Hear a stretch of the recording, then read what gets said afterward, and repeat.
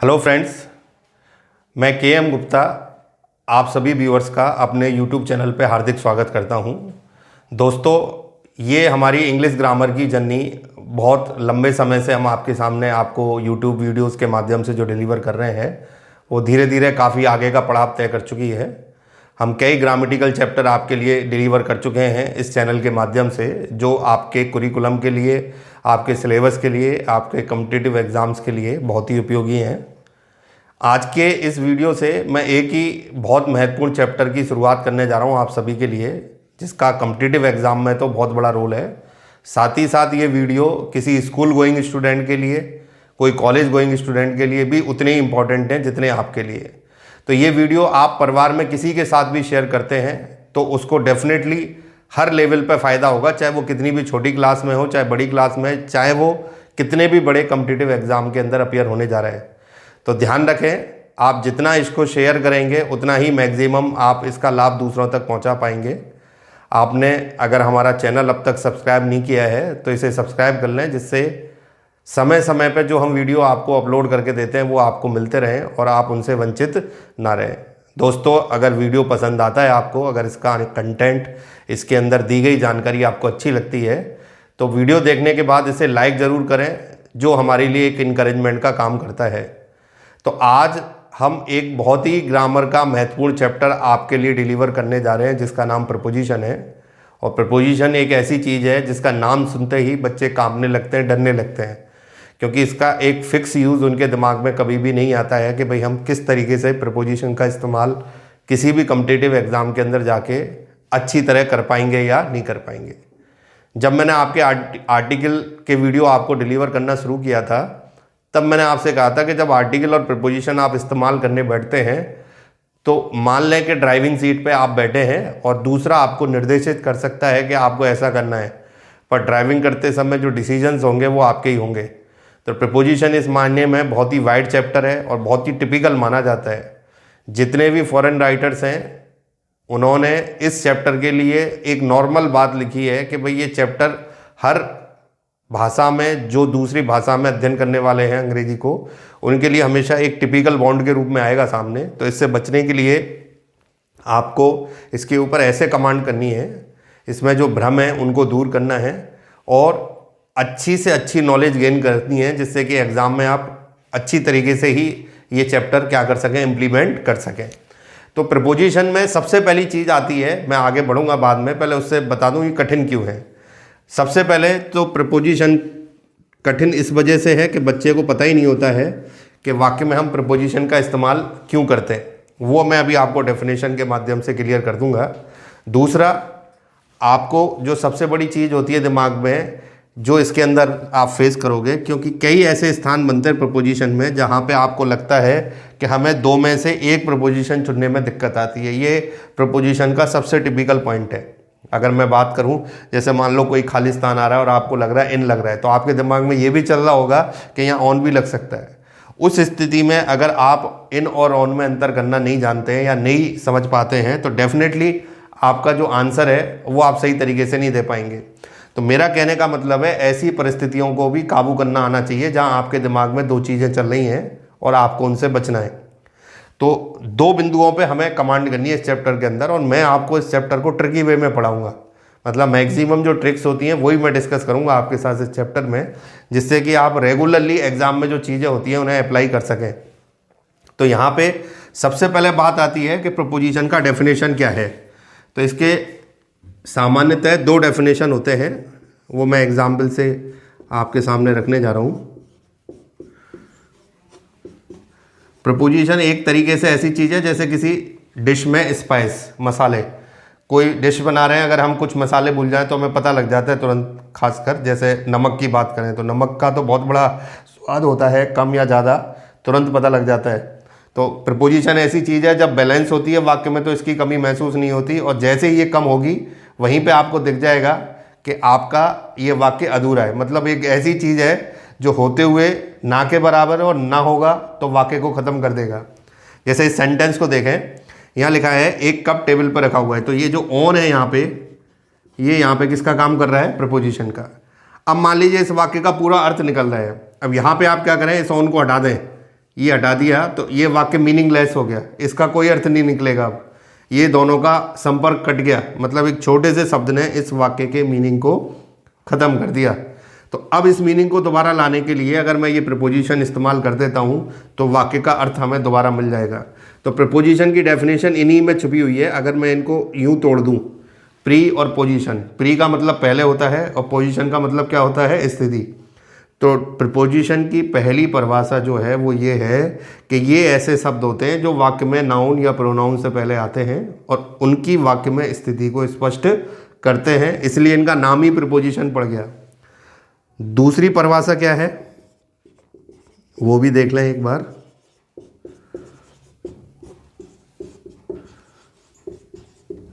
Preposition bridge की तरह काम करता है। जैसे आपने सुना होगा, किसी नदी के दो किनारों को मिलाने के लिए जब तक नहीं मिलेंगे जब तक हम कोई उस पर सेतु ना बना दें, पुल ना बना दें। तो ये इस वाक्य में बुक का साइंस से एक रिलेशन जोड़ना है हमें। तो ये रिलेशन जोड़ने के लिए हमें इसकी ज़रूरत है ऑफ की, जिसे हम किसके नाम से जानते हैं, प्रपोजिशन। तो मेरा कहने का मतलब ये है कि प्रपोजिशन का रोल बहुत तगड़ा है। अगर हम ये ऑफ यहाँ से हटा दें तो वी नेवर नो कि इस वाक्य में बुक का साइंस से क्या रिलेशन बनेगा।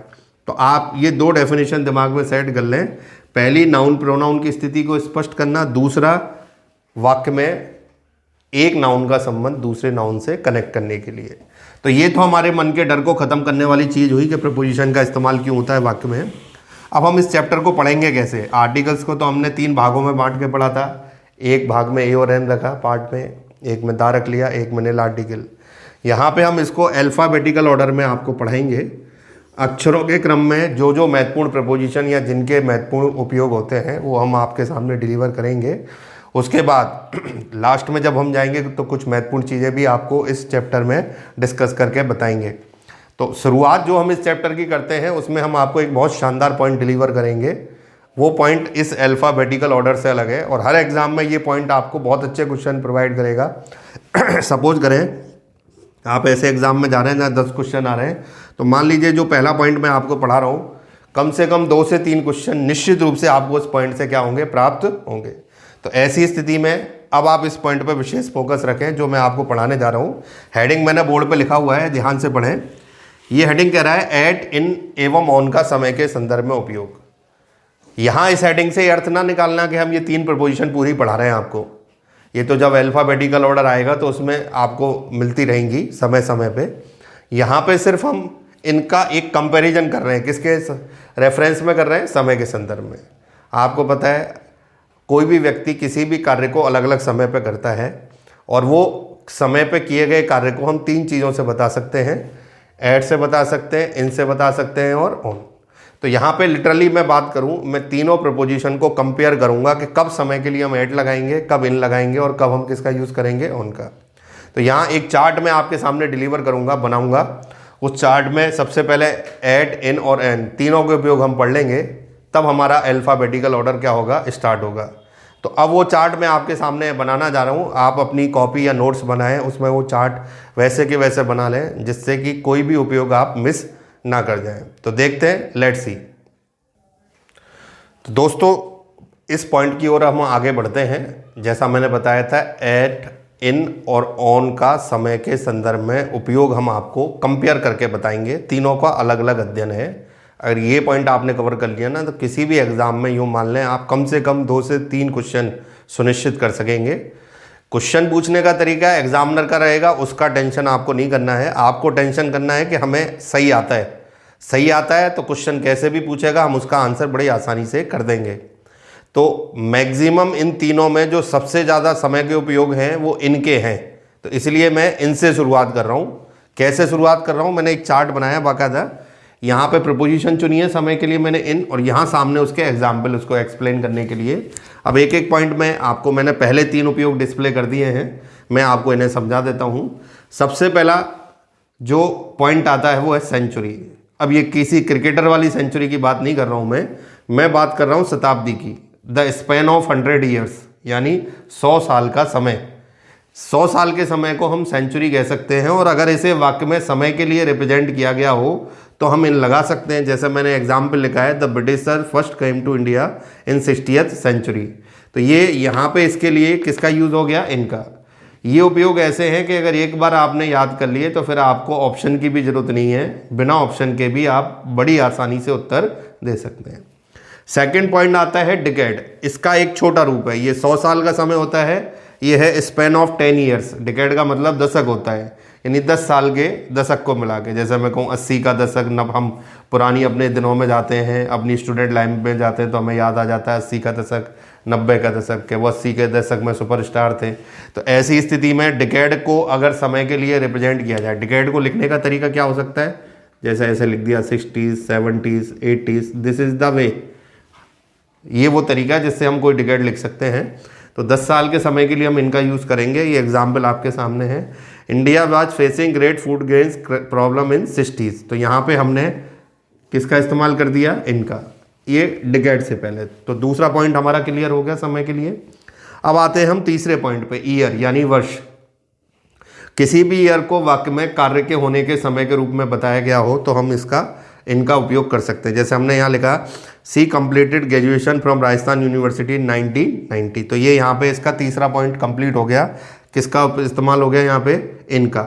तो ये 3 पॉइंट मैंने आपके सामने रख दिए। अब अगले 3 एग्जाम्पल मैं आपको देने जा रहा हूँ, लेट्स सी। तो दोस्तों हम आगे बढ़ते हैं। इनके बचे हुए 3 उपयोग और मैं आपके सामने डिस्प्ले करने जा रहा हूँ, ध्यान से देखें। 3 उपयोग अभी बता दिए थे। 4th नंबर वाला यूज है मंथ। साल के 12 महीने होते हैं और इन 12 महीनों को वाक्य में किसी भी कार्य के होने के समय के रूप में इंडिकेट किया गया हो तो इन लगाएंगे। जैसे यहाँ एग्जाम्पल लिखा है मैंने, UPSC will conduct civil service exam in May this year. तो ये मई के पहले हमने किसका यूज़ कर दिया, इनका, जो मंथ को रिप्रेजेंट करता है। ध्यान से समझें। अगला है सीजन्स। हिंदी में हम इन्हें ऋतुएं कहते हैं। जैसे हिंदी में इनके नाम है गर्मी, सर्दी, बरसात, इस तरीके से हम नाम लेते हैं। अंग्रेजी में summer, winter, autumn, spring, rains, इन सीजन्स को पुकारा जाता है।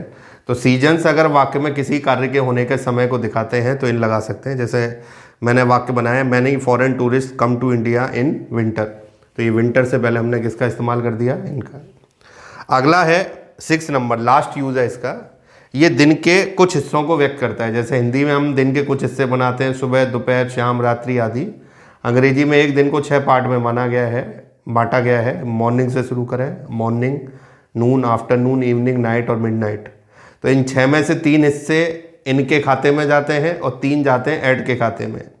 तो इनकी बात करें, मॉर्निंग, आफ्टरनून और इवनिंग से पहले ये 3 ऐसे हिस्से हैं जिनके साथ इन लगता है अगर ये समय को दिखा रहे हैं। तो 2 एग्जाम्पल मैंने लिखे हैं यहाँ पे।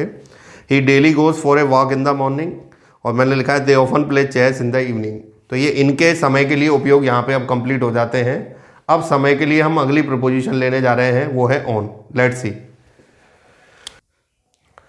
दोस्तों अब हम अगले उपयोग की ओर चलते हैं। जो हमारा समय के लिए संदर्भ हम ले रहे हैं, रेफरेंस ले रहे हैं, उसमें इनका उपयोग पूरा हो गया। अब ऑन के उपयोग हम आपको डिस्प्ले करने जा रहे हैं।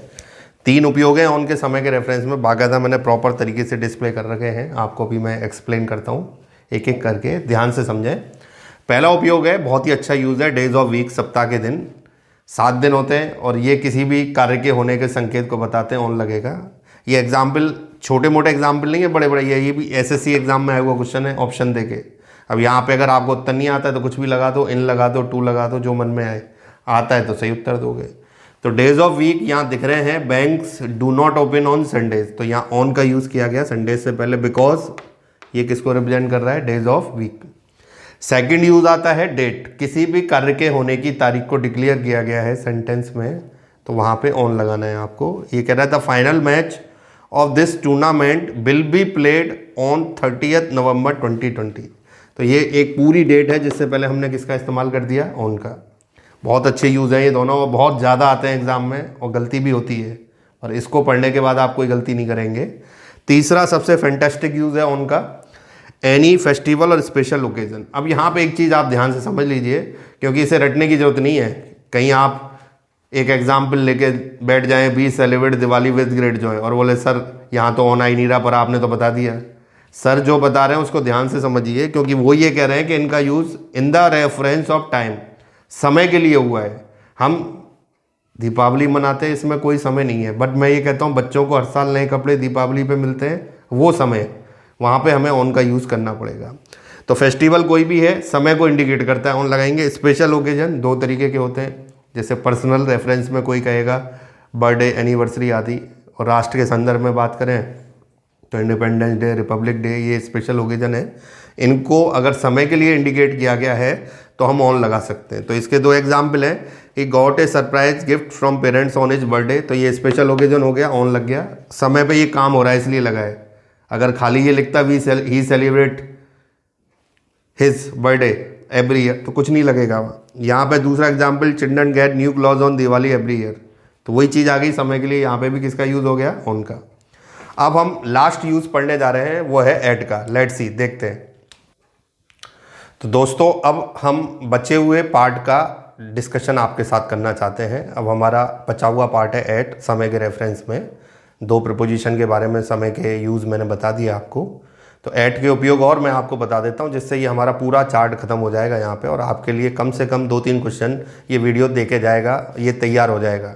तो यहाँ पे हम एट के यूज़ आपके सामने रख रहे हैं। फर्स्ट है क्लॉक टाइम। इसका क्या मतलब है कि निश्चित दिनचर्या पे हम कोई काम करते हैं। सुबह इतने बजे स्कूल जाते हैं, इतने बजे कॉलेज, इतने बजे ऑफिस जाते हैं, इतने बजे उठते हैं, शाम को इतने बजे बैडमिंटन खेलता हूँ, क्रिकेट खेलता हूँ। तो ये सारी चीज़ें एक रेगुलर पैटर्न पे होती हैं, रेगुलर दिनचर्या पे होती हैं और एक निश्चित समय पे होती हैं। इसे हम क्लॉक टाइम कहते हैं, फिक्स। और उसके साथ हम किसका यूज़ करते हैं, एट का।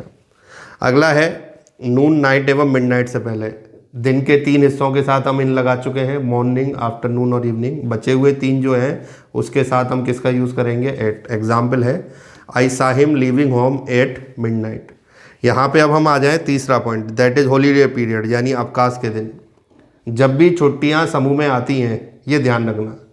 जैसे हॉलीडे पीरियड्स क्या कह सकते हैं, summer vacation, winter vacation, Diwali vacation, तो ये छुट्टियाँ बल्क में आती हैं और इसको हॉलीडे पीरियड माना गया है।